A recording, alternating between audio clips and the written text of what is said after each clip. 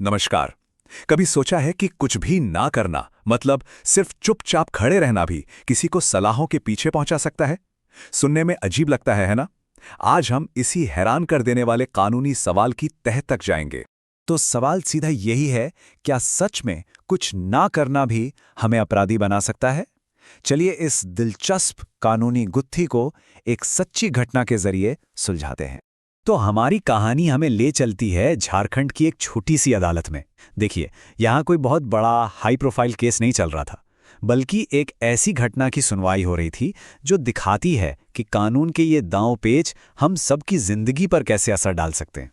ठीक है, तो इस पूरे मामले को समझने के लिए हमें दो कानूनी शब्दों को समझना होगा। पहला है कार्य, मतलब कोई एक्शन लेना, और दूसरा है चूक, यानी जहां एक्शन लेना जरूरी था वहां ना लेना। यकीन मानिए, पूरी की पूरी कानूनी लड़ाई इन्हीं दो शब्दों के इर्द गिर्द घूम रही थी। तो चलिए अब सीधे उस घटना पर आते हैं जिसने इस पूरी कानूनी बहस को जन्म दिया। ये कहानी है विकास और सुरेश की। अच्छा, तो इस कहानी के दो मुख्य चेहरे हैं। एक तरफ है विकास, जो फैक्ट्री का सुपरवाइजर था और जिसकी जिम्मेदारी थी मशीनों की सेफ्टी का ध्यान रखना। और दूसरी तरफ है सुरेश, जो उसी फैक्ट्री में काम करने वाला एक मजदूर था। अब देखिए हुआ क्या, एक दिन फैक्ट्री की एक मशीन में कुछ खराबी आ गई। बाकी मजदूरों ने तुरंत सुपरवाइजर विकास को बताया कि भाई मशीन खतरनाक हो चुकी है। लेकिन विकास ने कह सकते हैं कि इस चेतावनी को एक कान से सुना और दूसरे से निकाल दिया। और फिर वही हुआ जिसका डर था। सुरेश का हाथ उसी खराब मशीन की चपेट में आ गया और उसे बहुत गंभीर चोट आई। और अब यह मामला फैक्ट्री से निकलकर सीधा अदालत के कटघरे में पहुंच चुका था। पर यहां बात सिर्फ लापरवाही की नहीं थी, अब यहां एक बहुत बड़ा कानूनी सवाल खड़ा हो गया था।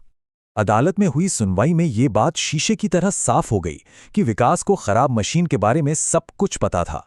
उसे बाकायदा चेतावनी दी गई थी, फिर भी उसने मशीन बंद करवाने के लिए कोई कदम नहीं उठाया।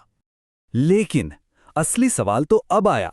हम ये तो जानते हैं कि विकास ने क्या नहीं किया, पर क्या उसका वो कुछ ना करना, कानून की भाषा में कहें तो उसकी चूक, क्या वो अपने आप में एक अपराध था? यही वो पेंच था जिसे अदालत को सुलझाना था।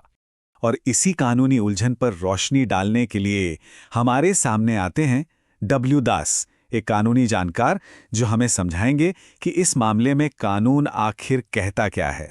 तो डब्ल्यू दास बताते हैं कि विकास दोषी है या नहीं, इसका सीधा जवाब भारतीय न्याय संहिता यानी बीएनएस की धारा 33 में छिपा है। और यही वो धारा है जो कार्य और चूक को परिभाषित करती है। तो देखिए, धारा 33 के मुताबिक कार्य का मतलब काफी सीधा है, कोई भी काम करना, चाहे वो एक काम हो या कई कामों की एक पूरी सीरीज हो। ये तो क्लियर है। अब यहां बात थोड़ी पेचीदा और दिलचस्प हो जाती है। कानून के हिसाब से चूक का मतलब सिर्फ कुछ भूल जाना नहीं होता।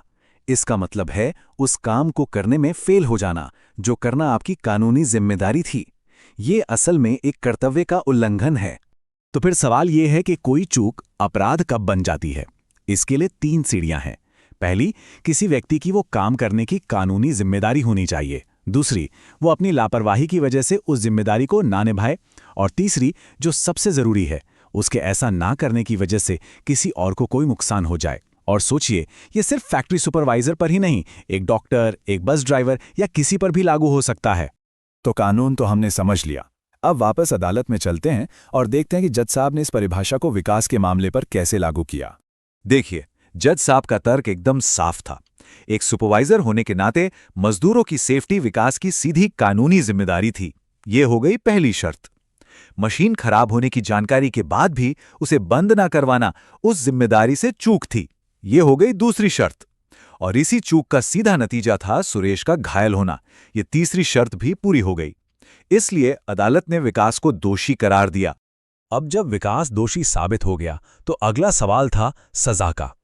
इस तरह की आपराधिक लापरवाही का आखिर अंजाम क्या होता है? कानून ऐसे मामलों को बहुत गंभीरता से लेता है। अदालत दोषी पर भारी जुर्माना लगा सकती है, पीड़ित को मुआवजा देने का आदेश दे सकती है या फिर जेल भी भेज सकती है। पर यह कहानी सिर्फ विकास को मिली सजा पर खत्म नहीं होती। असल में ये हम सभी के लिए जिम्मेदारी और कर्तव्य के बारे में एक बहुत बड़ा सबक है। अदालत के बाहर जो लोग जमा थे, उन्हें भी ये बात अच्छी तरह समझ आ गई थी। उन्होंने महसूस किया कि कानूनी जिम्मेदारी सिर्फ कोई किताबी बात नहीं, बल्कि एक हकीकत है जिसके बहुत गंभीर परिणाम हो सकते हैं। और सही मायनों में यही इस पूरे मामले का सार है।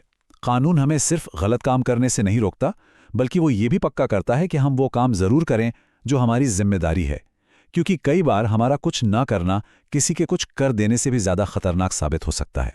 तो आखिर में ये पूरी कहानी हमें एक बहुत जरूरी सवाल के साथ छोड़ जाती है कि हमारी जिम्मेदारियां कहां से शुरू होती हैं और कहां खत्म। एक कर्मचारी, एक डॉक्टर या सिर्फ एक नागरिक होने के नाते हमारी चूक की सीमा क्या है?